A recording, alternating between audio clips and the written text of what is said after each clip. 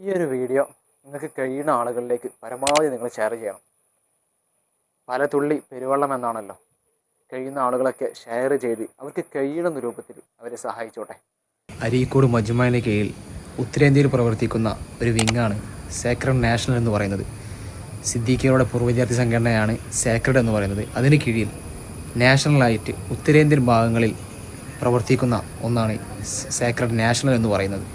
ഈ സേക്രഡ് നാഷണലിൻ്റെ 3 വർഷത്തെ എല്ലാം ഉൾക്കൊള്ളിച്ചുകൊണ്ടുള്ള ഒരു വീഡിയോ ആണിത്. ഇൻഷാ അല്ലാഹ് നിങ്ങൾ പരമാവധി ആളിലേക്ക് ഇത് ഷെയർ ചെയ്യാം.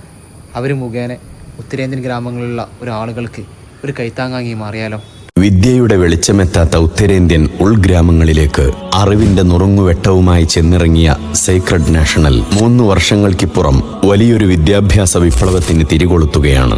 അസാധ്യമെന്ന് പലരും വിധിയെഴുതിയ ഈ വലിയ ദൗത്യത്തിലേക്കുള്ള ഓരോ ചുവടുകളും അതികഠിനമായിരുന്നു.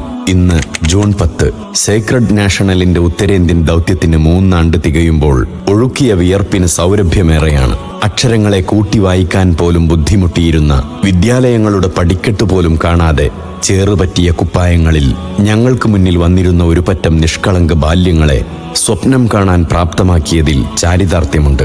ഈ ചുരുങ്ങിയ കാലയളവിൽ ഉത്തർപ്രദേശിലെ ഉൾഗ്രാമങ്ങളിൽ 5-ലധികം ലേണിംഗ് സെന്ററുകൾ തുറന്നു.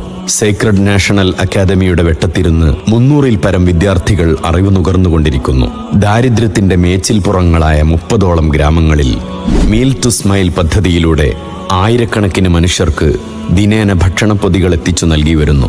ശുദ്ധജലം കിട്ടാക്കനിയായ അനേകം ഗ്രാമങ്ങളിൽ ആശ്വാസത്തിന്റെ തെളിനീരായിക്കൊണ്ടിരിക്കുന്ന സേക്രഡ് ഡ്രോപ്സ് കുടിവെള്ള പദ്ധതി ഇതിനോടകം തന്നെ 20 കിണറുകൾ പൂർത്തീകരിച്ചു കഴിഞ്ഞു. അനാഥരും അശരണരുമായ 100 കണക്കിന് കുടുംബങ്ങളെ സഹായഹസ്തങ്ങൾ കൊണ്ട് ചേർത്തു പിടിക്കാൻ സേക്രഡ് നാഷണലിനു സാധിച്ചു. സേക്രഡ് നാഷണൽ വെറുമൊരു സ്ഥാപനമല്ല, ഉത്തരേന്ത്യയിലെ കരിപുരണ്ട നിസ്സഹായരായ ജനതയുടെ പ്രതീക്ഷയും പ്രത്യാശയുമാണ്.